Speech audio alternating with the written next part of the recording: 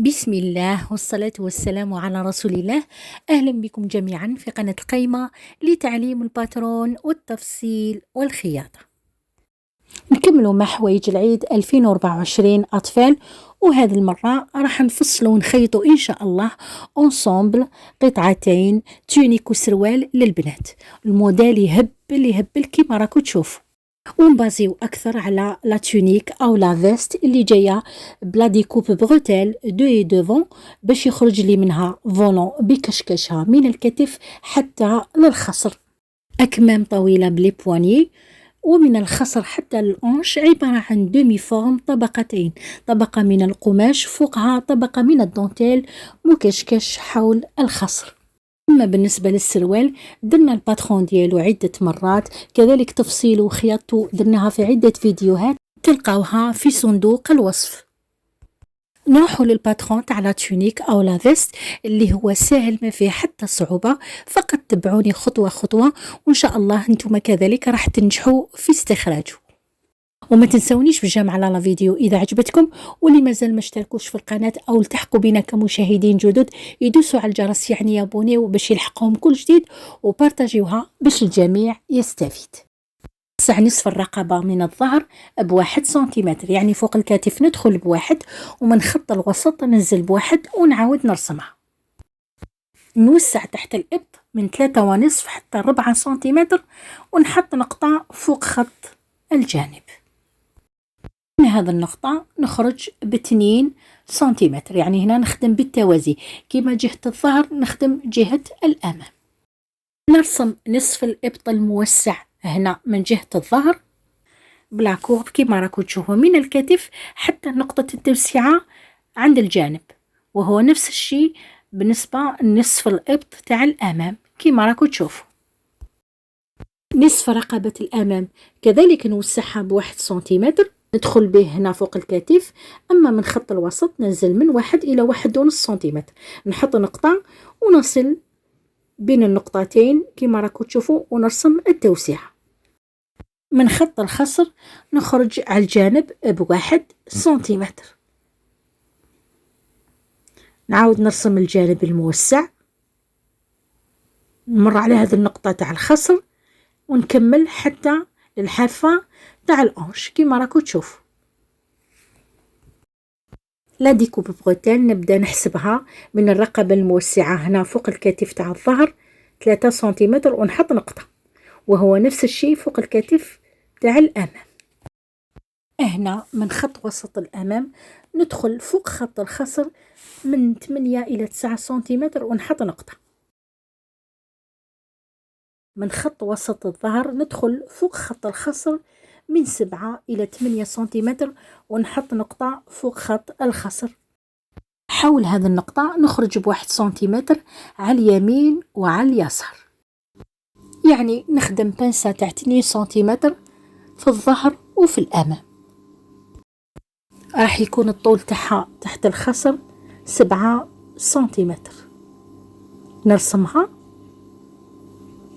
يعني ننزل الخط الوسط ديالها حتى للأنش، نحسب 7 سنتيمتر ونرسم الأطراف ديالها. الآن نقدر نرسم لا ديكوب اللي تقسم لي الظهر إلى قطعتين من النقطة فوق الكتف حتى للنقطة وسط البنسة تاع الخصر كيما راكو تشوف. وبنفس الكيفية نرسم كذلك لا ديكوب تاع الأمام من النقطة فوق الكتف حتى للنقطة وسط بنسة الخصر، ونكمل نرسم أطراف بنسة الخصر للفوق 7 سنتيمتر فوق لا ديكوب. كما قلت لكم هاد لا ديكوب تقسم لي الظهر فوق الخصر إلى قطعتين وكذلك الأمام، وراح يكون عندي سحاب وسط الظهر.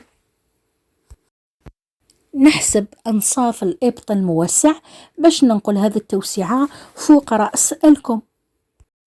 ننقل توسعة نصف الإبط تاع الظهر فوق رأس الكم جهة الظهر، وتوسعة نصف الإبط تاع الأمام فوق رأس الكم جهة الأمام، وعند الوسط تكون مسافة بيناتهم تاع 2 سنتيمتر. هذا التوسيعة باش يعني رأس الكم يدخل بكل راحة داخل دائرة الإبط. يعني تقريبا سعدنا فوق رأس الكم ب3 سنتيمتر. نعاود نعين وسط رأس الكم الجديد وسط التوسعتين. في الموديل عندنا الكم قطعتين يعني راهو بالمعصم، وناخد دائرة المعصم من الجدول اللي راح نخلي لكم الرابط ديالو في صندوق الوصف، وإلا يعني على الشخص مباشرة، ونزيدوا له 2 سنتيمتر. هذه 2 سنتيمتر على حسب القماش، إذا كان مطاطي ويتكسل مليح نضيف 2 فقط، وإذا كان يعني محدود نضيف من 3 إلى 4 سنتيمتر. النتيجة للقيتها نقسمها على 2، ندير النصف جهة الظهر والنصف جهة الأمام. أما الارتفاع تاع المعصم راح يكون 4 سنتيمتر. ونعاود نرسم كذلك الجوانب تاع لامانش كيما راكو تشوفوا. وباش نتحصل على كم اجستي على الذراع، يعني مشدود عند الذراع او قريب من الذراع، نعاود نمر على الجوانب بلا كوب كيما راكو تشوفوا، يعني ما نكوبيش بزاف، فقط نصف سنتيمتر. وهذا هو شكل لامانش النهائي بالبواني. ونرجع للتحويلة هنا من جهة الظهر والأمام باش نستخرجوا قطعتي الفولون، يعني نعين الطول والعرض ديالها. راح يكون الطول تاعها من الطول تاع لا ديكوب، يعني من الكتف حتى للخصر. أما العرض ديالو فوق الكتف راح يكون من 8 إلى 9 سنتيمتر، يعني راح يفوت الكتف كما راكو تشوفوا. نرسمه هنا من جهة الظهر وبنفس الكيفية من جهة الأمام. بعد نصل بين العرض تاعو حتى للنقطة فوق الخصر كما راكو تشوفوا. قطعتي الفونو هادو راح يصبحوا قطعة واحدة تمتد من الخصر تاع الظهر حتى للخصر تاع الخلف، بعد ما نضيفوا لهم حق الكشكشة.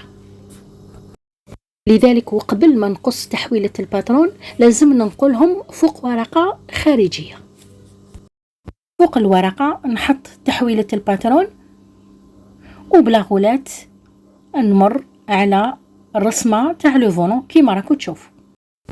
هذه جهة الظهر بنفس الطريقة كذلك نزيد ننقل قطعة الفولون من جهة الأمام. هنا فوق الورقة اللي نقلتهم عليها نعاود فقط نمر عليهم باش يكونوا أوضح كيما راكو تشوفوا. هذه جهة الظهر وهذه قطعة الفولون من جهة الأمام. نقصهم من الورقة اللي نقلتهم ليها ونخليهم على جنب. نكملوا تحويلات تاع الأمام والخلف، من بعد نرجع ليهم باش نضيف لهم حق الكشكشة. بعد ما احتفظت بقطعتي الفولون الآن نقدر نقص بقية الباترون بكل راحة. وراح نفصله عند الخصر، هذه جهة الظهر، نزيد كذلك نقص جهة الأمام ونفصل عند خط الخصر،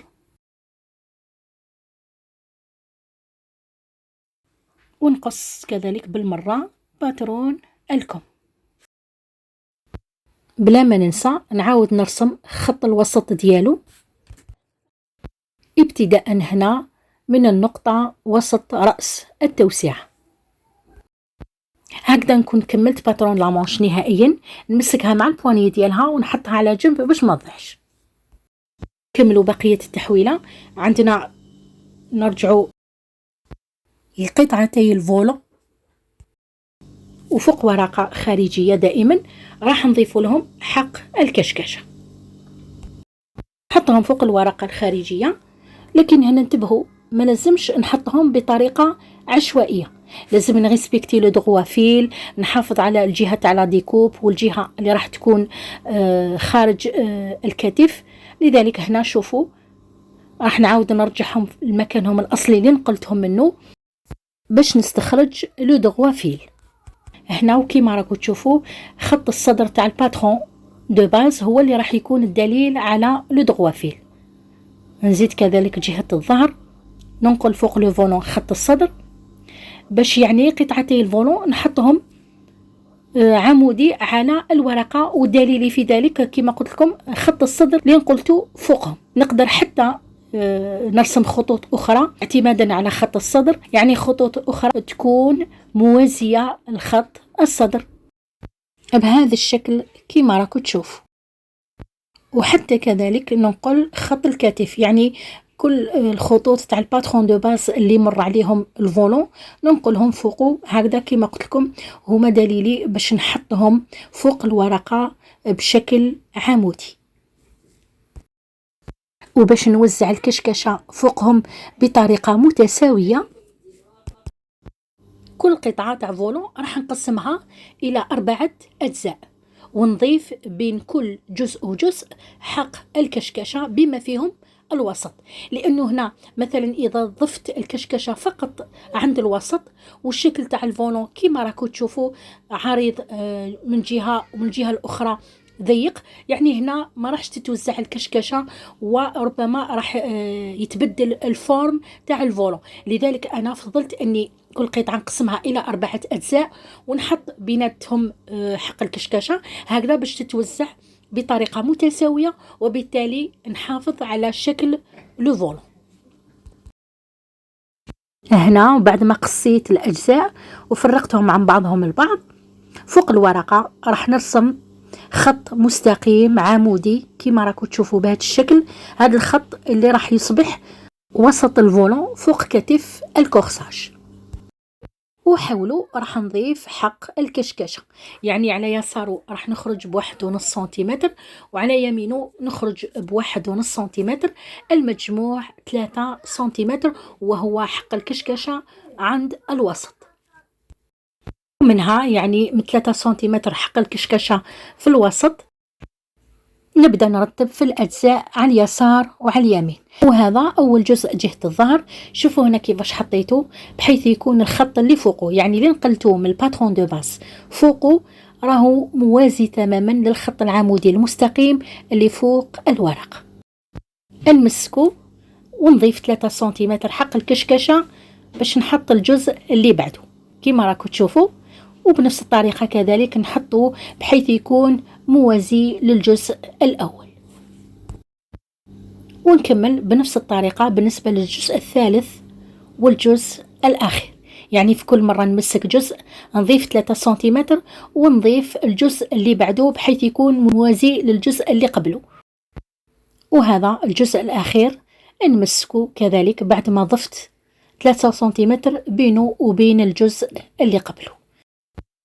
وبنفس الطريقة نرتب قطع أجزاء الفولون تاع الأمام على اليمين، يعني ما نحطهمش بطريقة عشوائية ميلين للفوق أو ميلين للتحت، وإنما عندي الخط تاع الصدر اللي قلته فوقهم من الباترون دو باز لازم يكون موازي للخط اللي رسمته فوق الورقة اللي هو خط وسط الفولون. ونكمل نرتب بقية الأجزاء بنفس الطريقة بحيث يكون بيناتهم 3 سنتيمتر.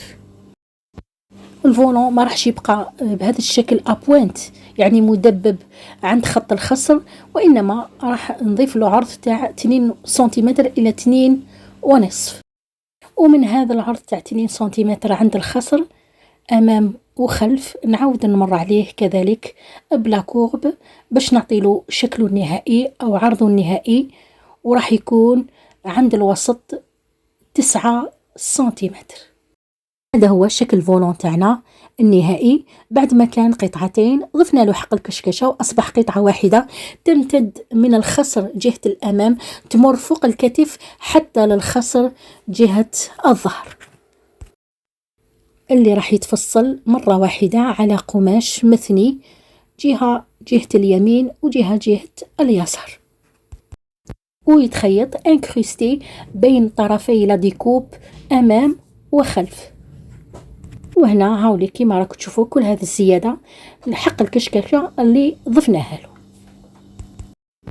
نرجع لقطعتي الكورساج أمام وخلف، بنسات الخصر نفرغهم من محتواهم ونقص كذلك لا ديكوب. أما قطعتي الأنش راح نحولهم إلى ديمي فورم. نقص هنا بداية من خط الأنش خط وسط البنسة ونحبس عند الرأس ديالها في الأسفل كيما راكو تشوفوا. نقفلها، وهنا القيمة تاعها تحولت لي وانشقيت عند خط الأنش كيما راكو تشوفوا. أعطتني شكل دومي فورم أو إيفازي باتجاه الجانب، لكن أنا ما راحش نكتفي بهذا الاتساع، راح نزيد نشق مرة أخرى هنا كيما راكو تشوفوا حتى الخط الخصر، يعني نحبس 0.5 منه ونفتح مقدار ما عطاتني بنسة الخصر المقفولة، يعني تقريبا من 2 إلى 2.5 سنتيمتر على الجهتين أمام وخلف. هذا الاتساع اللي ضفته سمح لي باش نتحصل على شكل دومي فورم إيفازي للأنش. نثبت هذا الاتساع فوق ورقة أخرى ونمسكه، ونعاود نمر على الشكل النهائي تاع الأنش، خاصة هنا في الأسفل قص الزوائد من الورق. بلا ما ننسى في الأخير نستخرج لي زنفورم تاع أنصاف الرقبة، نصف الرقبة تاع الخلف ناخد 3 سنتيمتر من الكتف و3 سنتيمتر من جهة خط الوسط، وننقلهم فوق ورقة خارجية. هذا لنفورم جهة الظهر، ونزيد كذلك بنفس الطريقة لنفورم جهة الأمام 3 من عند الكتف و3 سنتيمتر من خط وسط الأمام. كما قلت لكم ننقلهم فوق ورقة خارجية ونقصهم ويعتبروا من ضمن قطع الباترون، هكذا باش نفصل على خطرة. وهكذا نكون وصلنا إلى نهاية الجزء الأول من الفيديو. راح يكون هناك إن شاء الله جزء ثاني، وين هذا القطع راح نشوفوا كيفاش نحطوها على القماش، نفصلوها، وكذلك كيفاش نصومبليوها ونخيطوها فوق الماكينة. إلى أن نلتقي في الجزء الثاني، انتظروني، إلى اللقاء.